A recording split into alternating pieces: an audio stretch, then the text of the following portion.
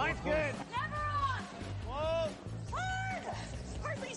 Come on, Brent. Line's good. Got real close. I hear high, right? Try and hit 2/3. Have they saved it for her? Yes, they have. Ooh, welcome to Game of Stones, everybody. I am Sean Graham Scott alongside, as always. Hello, Scott. Hey, Sean. Have you heard of these movies about superheroes? I think they're from the Marvel. No, that doesn't sound familiar to me. No. You know what? They're pretty good. I think people would like them. So Okay. if you haven't seen them, go take a look. They're pretty fun. Oh, so this is a new company, new organization? I mean, I guess so. I think they're on one of the streaming services. I don't remember which, but Strange. Yeah, no, never heard of such a thing. Well, just trying to spread the word to so as many people as possible can find out. All right. So a niche movie style, Scott has found here. So very popular, apparently, with these cult fans or these cult classics, I guess. They must be, they must be. But you know what? Pretty entertaining.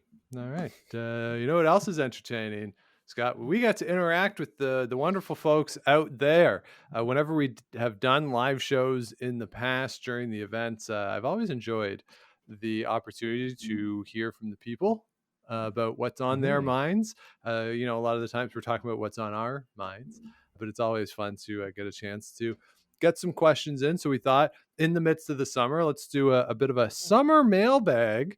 So we put the call for questions on social media. Got a bunch here. And we're just going to run through them and see what was on everybody's mind as we await a new season in the world of curling. So Scott, are you excited for this? I haven't told you any of these questions yet. Maybe you looked at them on social media. I don't know. But are you excited? Yeah, I'm excited, Sean. Anytime that we don't have to think of our own idea, it's good. All right. So let's get right into it. These are in no particular order other than the order that I happened to write them down in. So I was going through them all. So let's start with Ryan Olson. And this is following up on what we talked about in our episode about the new TSN booth, what it'll look like. As we record this, no announcement has been made as to who will be coming in. And Scott, Ryan Olson has asked, how should TSN decide on the new broadcaster? Should it be a Masked Singer thing, some other potential reality show? But how do you think TSN should decide? We talked about who we thought could be good. Maybe how should they decide? What would be the most entertaining way for TSN to decide? Well, so the most realistic way that I think we talked about a little bit on our show last week was how they could bring in, a person for one event at a time and try to test out a few people. Not the most exciting way to do it, Sean. The most exciting way to do it is WWE style Battle Royale. What's the one? Is it Hell in a Cell? No. What's the one where the players, the people all keep coming in one at a time? Yeah, the Royal Rumble. The Royal Rumble? Yeah. I think that would be the best way to determine. All right. Who should be 30 Rumble. contenders. They come in every 90 seconds or 2 minutes. It's great. Yeah. Best match of the year. Oh, no. Oh, here comes Heather Nedwin. Oh, no way. And then there's always surprise returns. Like Linda Moore comes out of nowhere, like the number 30 slot. Oh, great. man. Yeah. That would be fun. Because I was thinking when Ryan sent this in, I was thinking what reality type shows would be fun to run for who could be in the curling booth. I didn't think of professional wrestling because the Royal Rumble would be a good one. And just sort of coincidentally, last night I watched the OSW episode with the 1994 Royal Rumble where Owen Hart kicked Bret Hart's leg out of his leg famously. So, it's always a good time when the Royal Rumble comes around. But I don't know, would there be a potential reality show that would be a good fit for picking a broadcaster? Like, I know Survivor, Big Brother are like, those are social strategic games, but would a American Idol where you just a style where you just give them a clip and they have to call it or something? Like, I have no idea. Yeah. Hasn't there been sort of a reality show for golf announcing before, or Ooh, some sort of broadcaster version of America's Next Top Model or Top right. Chef, whatever you want to say, right? One of these Sure. competition shows could be pretty good, where they get veteran broadcasters that come in and they maybe coach them up a bit.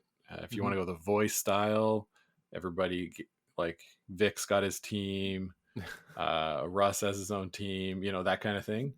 Yeah. Could be fun. I think that would be interesting, and they could make it for web only as a way to Yeah. drive people to their uh, digital content. Could be fun. Could be fun. So thank you for that question, Ryan. All right, let's move on, Scott, to Matt Hams. And I apologize if I'm pronouncing that right. It could be Hamas. He just asked, why USA curling? Why? Scott, why USA curling? And hopefully, between the time that we're recording this and the time we're releasing it, we've actually released our episode about the situation that we have reached out to GNCC and USA Curling. So hopefully we have released an episode for a full answer on this. But as we sit here right now, Scott, can you answer the question of why? Yeah, I can. It's gold medals, baby. That's the business that USA Curling is going to the Olympics and winning medals. Okay. Nothing else. And growing the game, while important, nominally, I'd say to them, Yep. the people who work there are judged based on high level results. So Yeah. that's my answer. What's yours, Yeah. Sean? Yeah, I don't know. It doesn't really make any sense to me. Because they can. I don't know. Hopefully that we've by the time this goes out, we've gotten more answers. But as we sit here and are talking today, I don't know why. I just I don't know why. So Just is, it's a right? great there are great mysteries in life. Where did we come from? Why are we here? Why did this happen? Why did USA Curling kick out GNCC? The great unknowable things in this world. The So yeah, philosophers will that's be pondering it for yeah. ages and ages and Yeah. ages. So thanks, Matt. Actually, that embassy girl on Twitter also asked us to talk about GNCC. So hopefully we have fully dealt with that issue. So those are a couple that came in about that issue. This one wasn't so much a question, I don't think, but James Twine Time, great Twine Time blog and podcast, asked if we would talk about the For the Kids auction for Kids Upfront Calgary. And this is going on to, of course, support that wonderful organization out there in Calgary. It is at 32, the digits, so 32auctions.com. And you can see what they got going on out there. If, of course, this is being released after the auction is over, you could just support For the Kids Calgary, Kids Up Front Calgary. Wonderful organization. James is very involved there, has certainly done a lot of fundraising for that organization, and once or twice we've been happy to actively participate. I think we did a curling podcasters pool for some event. I can't remember which one it is, but yeah, it's certainly Mhm. worthwhile initiative. So if the auction is still going on, as I said, 32auctions.com. Yeah, and Sean, I've used 32 auctions to bid on something in an auction. Great website, easy to use. So lots of cool stuff there. Follow Twine Time on Twitter. Lots of cool jerseys, curling memorabilia, all that kind of stuff. Pretty sweet. All right, let's move on, Scott. Here's a question from Shelly. She asked if we would do an episode that was similar to the one we did a while back, where we looked at the greatest Canadian junior fields based off of future results. She asked if we would do an episode like that, but for the World Junior Championship, which we will in the future. We are going to run through those fields probably from the early 90s, early mid 90s through until about 10 years ago. And we'll see which of those fields was the strongest based off future results. But so I'm going to adjust Shelley's question a little bit and just say, Scott, between those 20 years, what era do you think would have the most success? Like going into it, what do you think is the strongest era of world junior curling? So maybe I'm biased based on the banners that we see hanging in the Ottawa Curling Club. But I would say the late 90s might end up being the strongest, given that the players that would have played then are in their 40s now, and so we might sort of be biased towards the players that have done well in the most recent era, right? But we'll go back and we'll look at the stats, and I'll assign some sort of mathematical values to different results, world championships, European championships, that kind of thing, to see if we can get something that's sort of fair and equitable for examining results. Yeah, I would suggest that the year Kevin Cooey, oh no, I can see, did he win I know he lost in rather devastating fashion once. Did he win one? Let me look it up real quick. This is live radio. Ain't nothing There like you go. it. If he did win one at one point, I would suggest that the year he won, or won Canada, I should say, not necessarily won a World Junior, but won Canada and participated. That would be a very strong year. I would guess that Nicholas Edin's fields will probably do particularly well when stacking up for future results. Eve Muirhead as well would be another one. Anna Hasselberg has played in the World Juniors. The thing is that so many of those international teams that we know now have played in World Juniors. So anytime that Anna Hasselberg, Nick Edin, or Silvana Tiranzoni / Elena Pats were there, those are going to do very well in trying to rank based off future performance. Yeah, Sean, no, he didn't win. It was in 1994, that famous game that you talked about where they lost on a burnt rock controversy. Yes. I don't think it was controversial. I think it was pretty clear. It was a burnt rock. Says amidst the controversy involving a burnt rock. Okay. The following year, he moved to Alberta for school, made the finals of the Alberta Juniors, but lost. Never looked back. There you go. Yeah. And I would say he's had a pretty good career. I don't think that game has held him back, Scott. I wouldn't say so. And lost it to Colin Davison, who also doesn't have a Wikipedia page. So there you go. Career highlight for Colin Davison. Yeah, good for him. Nothing wrong with that. Nothing wrong with being a Canadian champion at any level. No, that's right. Yeah. All right, so look, keep an eye out. We'll do that, a full version of this in a future episode. That's a really good idea. So thank you, Shelley, for that one. Scott, let's move on. Next question. This is from Caitlin. She wants to know your favorite game or games, both as a player and as a viewer. Favorite games of curling? Yeah. Okay. I thought you were asking, like, do I like euchre or no? Yeah, okay. No, favorite curling, a game that you've ever played in and that you've ever watched. Okay, my favorite one I've ever played in was probably in Vancouver, circa 2005, maybe 2006. I'm not sure exactly when, but the Chinese women's team was in a bonspiel that we played in at the Vancouver Curling Club. It was a skins bonspiel, and I forget the name because that was a long time ago. And we played against them, and it was like Bingyu Wang's team.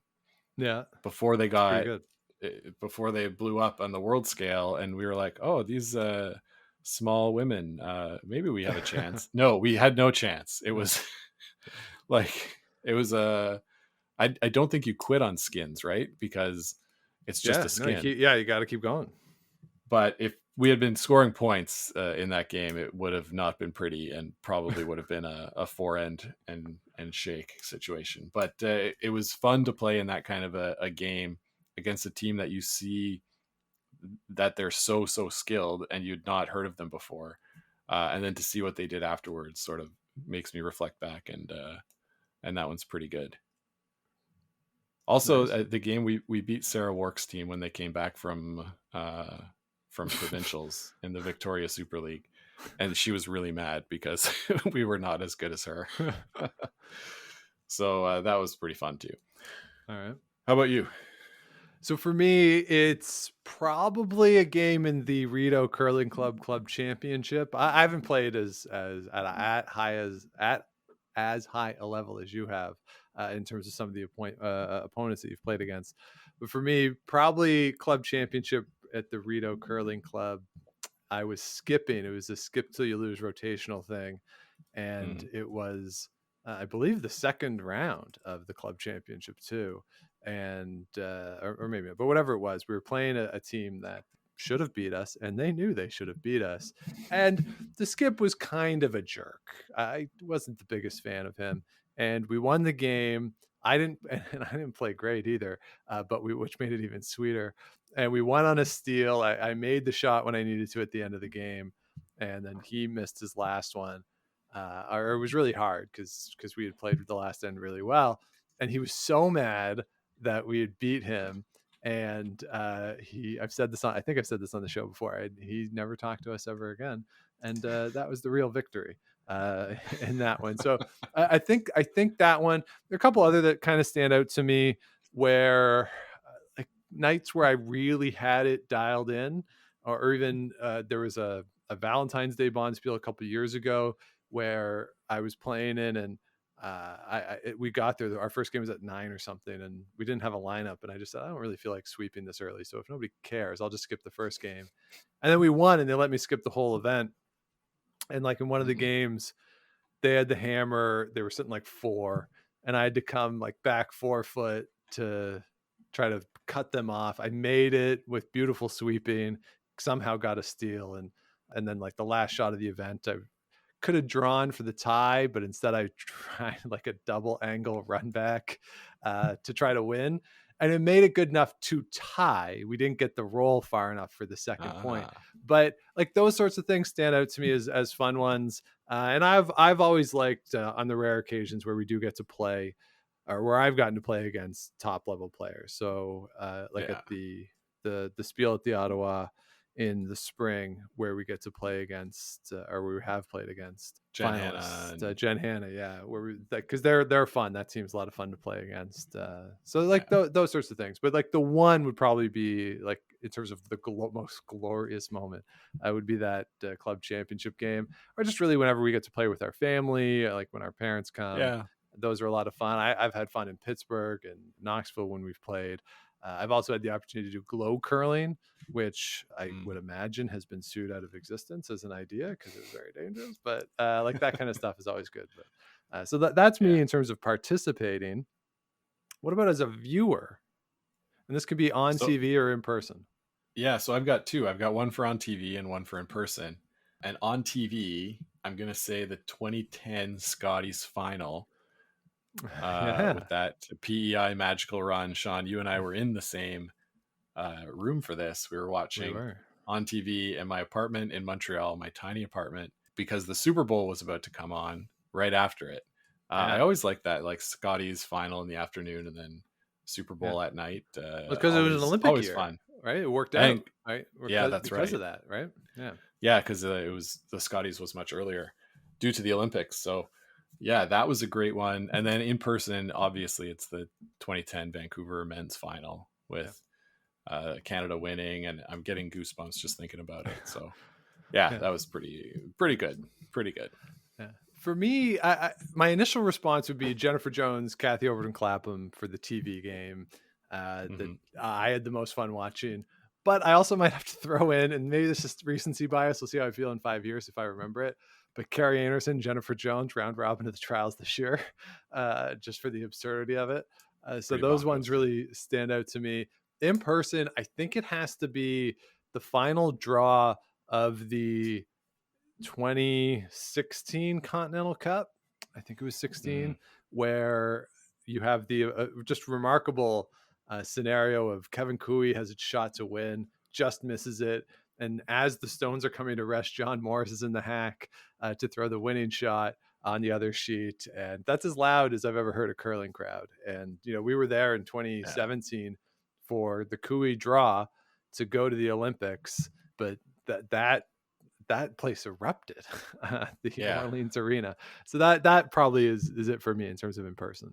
Yeah, that was pretty cool. And Sean, I don't know if I said it, the 2010 Scotties final, it was the PEI year that they'd gone on their magical run and lost in an extra end to Jennifer Jones with it was Kathy O'Rourke skipping with Aaron Carmody and Jerry Lynn Ramsey in the playing the back end there. A fun team. That was a really pretty fun fun team.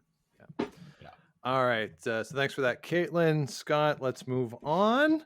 Steve Manfred wrote and asked, why don't the Grand Slams ever do events in Winnipeg? And I think this might be slightly personal for Steve. I believe he lives relatively close to Winnipeg across the border there. So it'd be easy for him to get to Winnipeg if he wanted to go to an event. But Scott, why don't the Slams go to some of these bigger cities, do you think? Well, I have to imagine they've got their premier event in Toronto. So that's sort of their big city event. And they want to make the other ones in places where people are more likely to come out. Now, I would think, though, that Winnipeg would be a place where, the fans would come out. We've seen events in Portage being pretty good. That's not too far from Winnipeg. Brandon has had big events. Winnipeg obviously has hosted big events before, but maybe it's a case of the Slams wanting to go to the smaller centers to keep their costs down and to stay in an arena that's appropriately sized for a Slam.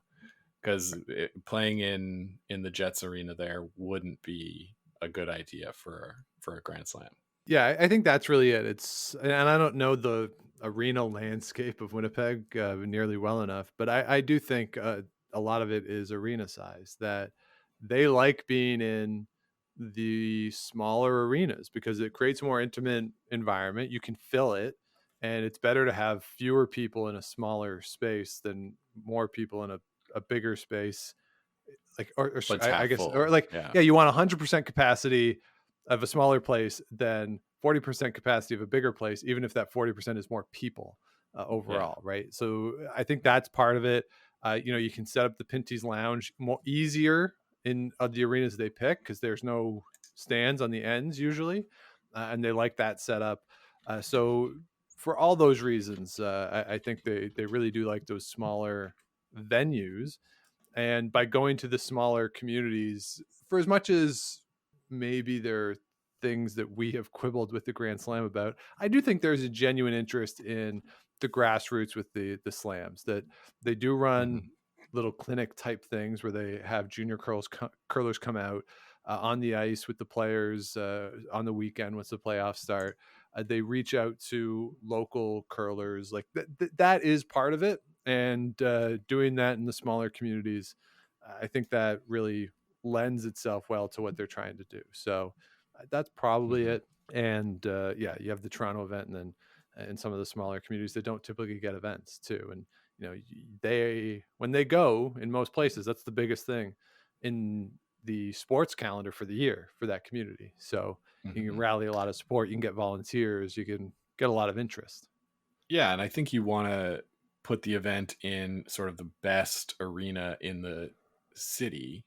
Yeah. Because so in Victoria, where I lived in 2014, I think, they had a Grand Slam event out there. It was the Elite 10.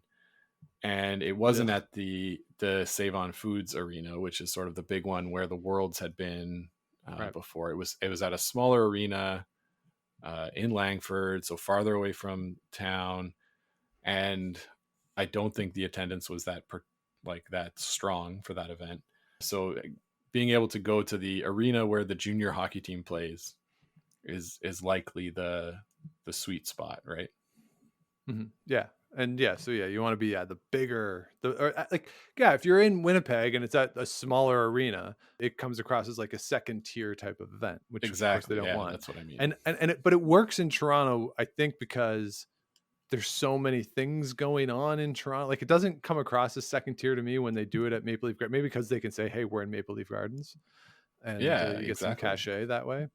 So, sure. and the curling community in Southern Ontario, since Curling Canada is so loath to go to Southern Ontario, this is the one event they get a year. So, I think there's a really dedicated fan base for that event in April every year at Maple Leaf Gardens. So that's not actually called Maple Leaf Gardens, but, we'll call it Maple Leaf Gardens. I don't even know what they call it. It's called the Mattamy Center. Oh, okay, great. So at Maple Leaf Gardens is where they do that. Yes. Do that. I walked around that, Sean, last weekend, Maple Leaf Gardens. Yeah. I was in that area. Yeah. It was great. Yeah. Yeah, a lot going on there. Beautiful building. There's a grocery store right there. It's great. Exactly. All right. Let's move on to Rick McManus's question. Scott, Rick wondered about whether or not we should turn free agency in curling into a TSN style trade deadline show. So, should we do trades, have a show for curling in the offseason? Don't let the teams do these announcements on their own. Just compile it all into one big hour-long or 2-hour-long show. Sean, you know what? I think this is a great idea. I think Curling Zone should be the ones that host this, and we make it like a broadcast on YouTube or direct on Curling Zone's webpage. And yeah, we get some people that are really dialed in, some insiders. We get all the curling podcasts together. The podcasters will come on and debate about who would be a good fit with whom, all that kind of stuff. Yeah, it would be the free agent frenzy show. Yeah. And I think we could make it happen, like the week after Worlds or something. In April would be an ideal time. Yeah, I agree. That's the time to do it. And the thing is, about the announcements, some of the discussion was that, well, the players need to do it on their own schedule so that they can inform sponsors and massage those relationships as best they can. But if we have it as like a TV show on TSN, we let the players still maybe come on, but they're wearing their sponsor stuff. So it's like probably better for the sponsors in that respect. So, if we can make the business side of it work on the player side, like this could be a total thing. Yeah. The other thing I was thinking though, Scott, because when Rick was talking about, like the free agency show, what about if like, could we do trades in curling? Could we just have like straight up trades? Do you think that would ever happen? Like, all right, so Brendan Botcher in the fall was like, all right, it's probably not going to work out with Darren. But maybe Mark could be, I want to play with Mark, and, Jacob's their team, they're going to break up. So maybe we could propose something. They're all going to be free agents anyway. And so like after the trials, they put out a release that Team Botcher is sending Darren Molding plus future considerations to Team Jacobs for Mark Kennedy and a bag of broomheads. A bag of broomheads to be named later. Yeah. I think. I wonder if you could do it. It's not crazy. I don't think it's the craziest thing I've ever heard. It's crazy. No, it's not smart, but yeah, like I would like to see somebody try it. Yeah. And yeah, let's say one team is giving away what you would say a better player, and you say you have to give me a certain percentage of your winnings as the new team. There you go. Brad Gushu, his back is out for the year. I'll trade you Mark Nichols from Gushu's team for the season with the promise to return. So it'd be a little more like soccer with the loaning. Right. A loan system. Yeah. That'd be good. Yeah. Especially like coming up with so many member associations where it can be difficult to get out of. Like if you don't get a Briar Scotty spot, why not loan a great player? Like, make some money that way. Go for it. Yeah. The team dynamic driving to the event might be tough when you're like, hey, second, who has been with us all season, we have a better second coming in for this most important event of maybe your life. I hope you're okay with it. But hey, And then you got Bob Weeks tweeting it all out, doing the Weeks bombs. It'd be great. Exactly. I can imagine a certain day where, teams are managed a little more like a professional sports team now is, where they have a GM that is the one that makes these decisions, not the players themselves. Yeah. Well, that's Warren Hansen's dream, I think. I think you're right. Yeah. All right, Scott, let's move on. This is our last question that we got in, and then we have one other question. So this is from Dave. He wants to talk about pace of play concerns and whether or not the pace of play at the elite level has an impact on the pace of play at the rec level, and whether or not things like the proposed time per end at the elite level is a response in part to pace of play concerns at the rec level. Well, for me, if pace of play at the elite level is making it down to the club level, it's definitely not happening at the lead, second, or third positions. The only place it's being affected is the skips taking a long time. Yeah. So what I'd like to see is, the lead, second, and third be as fast as the players at the elite level, because they have to be to give the skips the time needed to discuss complicated shots, right? When it's an easy call, easy shot, they're in the hack ready to go. I think that if time per end is adopted, it might help at the club level, but really it'll just make the elite product worse, I think. Yeah, I think I agree with that assessment. I really think that anyone who goes to a curling event should pay attention to what as you say, the lead, second, and thirds are doing through the end, because so much attention is put on like Kevin Cooey. Kevin Cooey is a slow player. Like there's no way to argue that he's not a slow player. Jennifer Jones is a slow player when she goes to throw, but their teams recognize that and are really fast. Like if you look at Jones's team, Cooey's team, and really a lot of the teams, the first 4 rocks that they're throwing in an end are taking on thinking time, in a lot of cases, under 20 seconds. They're just so good that they are ready. The rock is cleaned. They're in the hack. They are ready to throw before the other team's rock comes to rest. They're so good at it. And that should be required for all players to go and just to pay attention to what they're doing, so that when you get to the latter part of an end, the discussions can be had and they're not slowing up the game. Like, because if you think about it, if a lead or a second takes 10 extra seconds per shot than they need to over the course of a game, right? So you're throwing potentially 16 rocks. So that's 160 seconds. So let's round down to 2.5 minutes. If every player takes 2.5 minutes extra than they need to over the course of a game, that's 1 fewer end, potentially 2 fewer ends, depending on what your rules are at your facility, that you're not playing.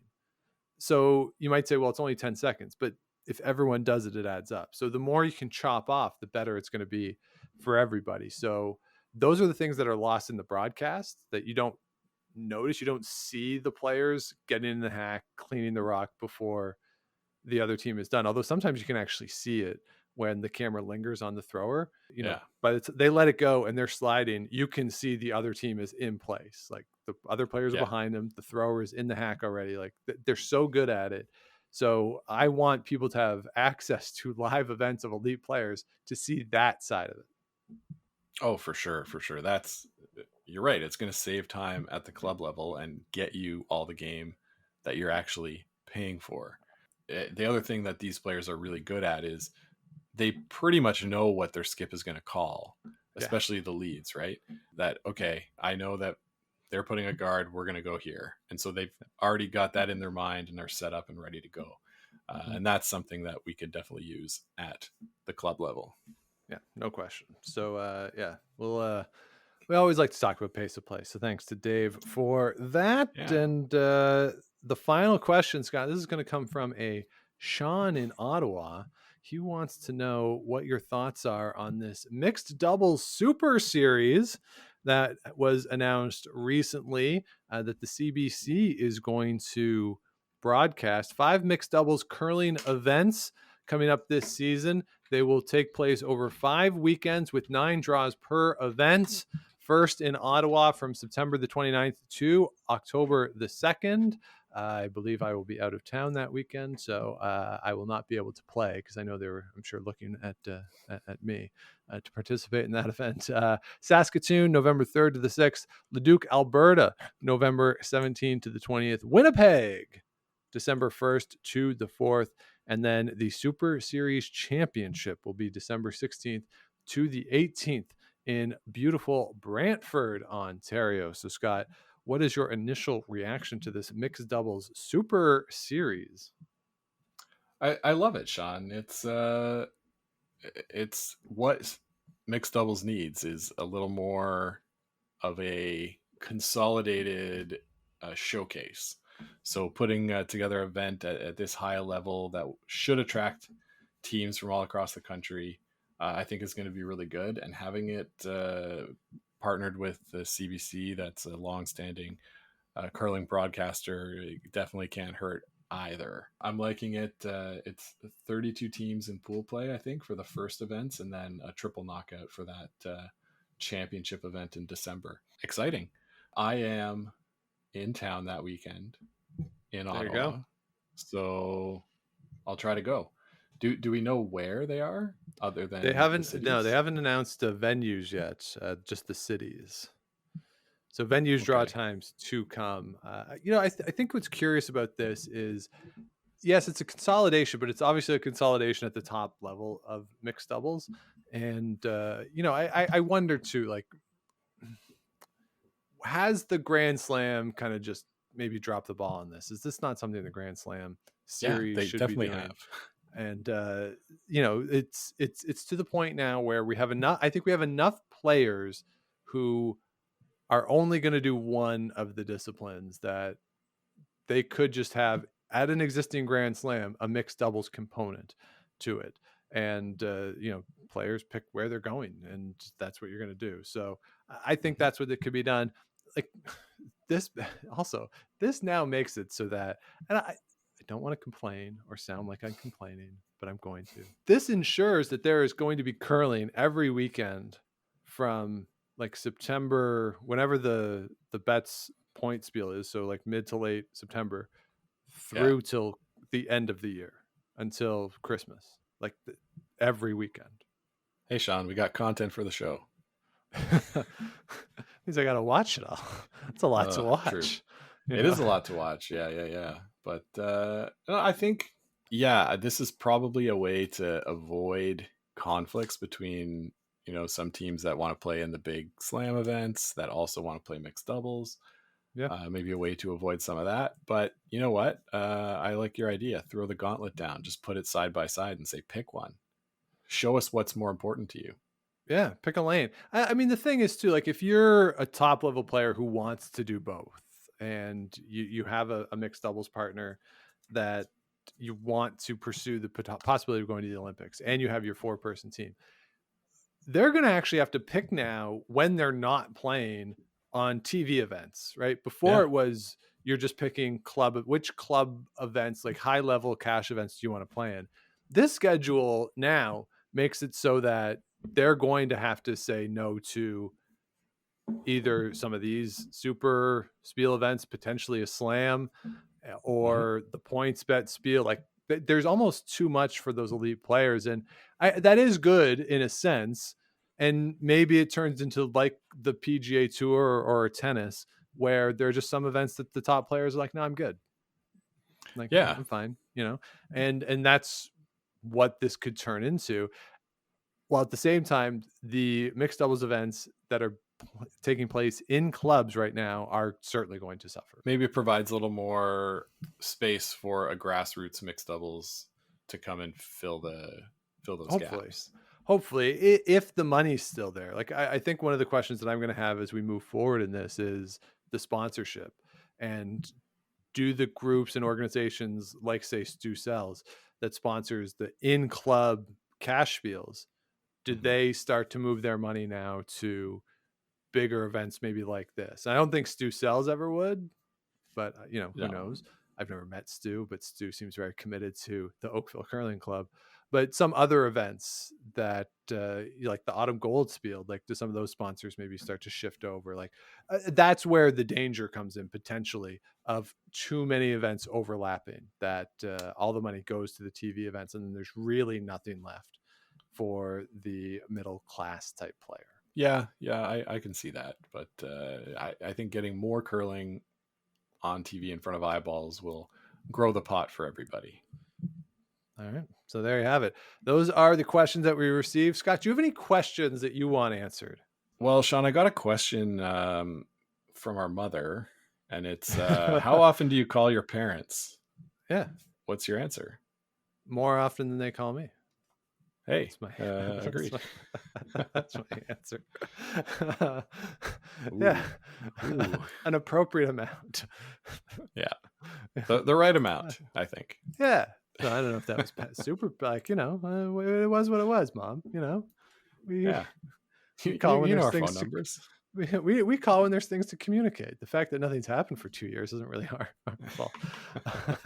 Yeah. Exactly. So thank you to everybody who wrote in, sent in those questions. This was a lot of fun. Maybe we'll make this an annual thing, a summer mailbag, and who knows if people want to do it more frequently, we can do mailbags periodically through the season as well. So to follow along with all that, if you have not yet, please do subscribe to the show wherever you get the podcast. Do likes, ratings, comments, all that good stuff helps other people find the show, keeps us growing. Of course, you can always head on over to GameOfStonesPod.com. All of our past episodes there under the episodes tab, and click on the merch tab for all of the merch available: t-shirts, hoodie, to proceeds to Food Banks Canada and the Sandra Schmirler Foundation. We, of course, match those. So check those out as we get deeper into the summer here. And the cold weather is a-coming, even if we don't want to believe it. And, of course, you can always let us know what you want to hear on the show. Game of Stones Pod at gmail.com, Twitter and Instagram at Game of Stones Pod, and it's Game of Stones Podcast at Facebook.